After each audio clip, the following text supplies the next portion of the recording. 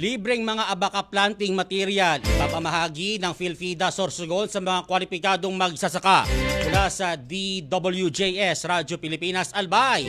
Paul Hapin, ibalita mo! Radyo Pilipinas Report.